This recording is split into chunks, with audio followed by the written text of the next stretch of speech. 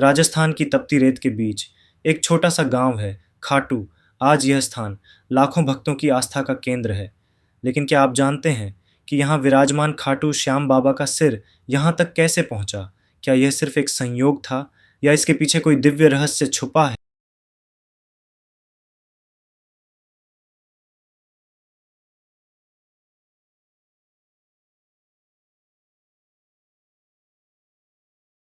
यह कहानी है सदियों पुरानी, एक ऐसे रहस्य की जो आज भी लोगों को हैरान करता है। महाभारत का युद्ध समाप्त हो चुका था, पांडवों की जीत हुई और कौरवों का अंत। लेकिन इस युद्ध के बाद एक और कहानी शुरू होती है, बर्बरीक की, जिसने युद्ध से पहले अपना सिर दान कर दिया था। भगवान कृष्ण ने उस सिर को एक पहाड़ी पर स्थापित किया ताकि वह पूरा युद्ध देख सके। युद्ध खत्म हुआ, समय बीतता गया, साल, दशक और फिर सदियां, लेकिन वह सिर अब भी वहीं था।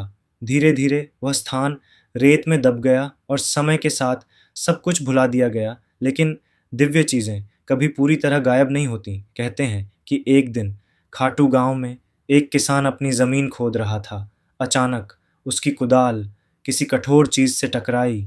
उसने जब मिट्टी हटाई तो उसने कुछ ऐसा देखा जिसने उसके होश उड़ा दिए। वह एक सिर था, लेकिन साधारण नहीं। उसके चेहरे पर एक दिव्य चमक थी, आंखों में शांति और शक्ति दोनों। किसान डर गया। उसने गांव वालों को बुलाया। धीरे धीरे यह खबर पूरे गांव में फैल गई। लोग उस स्थान पर इकट्ठा होने लगे, लेकिन किसी को समझ नहीं आ रहा था कि यह क्या है।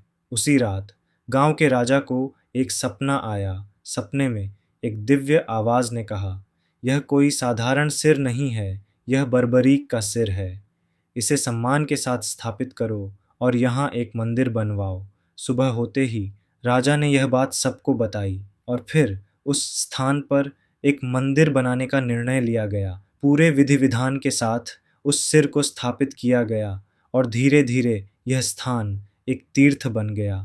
लोग दूर दूर से आने लगे, अपनी समस्याएं लेकर, अपनी इच्छाएं लेकर, और कहा जाता है कि जो भी सच्चे मन से यहाँ आता है खाली हाथ नहीं जाता। खाटू श्याम बाबा आज भी अपने भक्तों की सुनते हैं। लेकिन इस कहानी में एक और गहरा अर्थ छुपा है, क्योंकि यह सिर्फ एक सिर की कहानी नहीं है, यह है विश्वास की कहानी। यह हमें सिखाती है कि चाहे समय कितना भी बीत जाए, सच्ची आस्था कभी खत्म नहीं होती। जो चीज़ें दिव्य होती हैं वो एक दिन फिर से सामने आ जाती हैं। तो क्या आप मानते हैं कि यह सब सिर्फ एक संयोग था या फिर यह एक चमत्कार था? कमेंट में ज़रूर बताइए। और अगर आपको ऐसी ही अनसुनी और रहस्यमयी कहानियाँ पसंद हैं तो चैनल को सब्सक्राइब करना ना भूलें।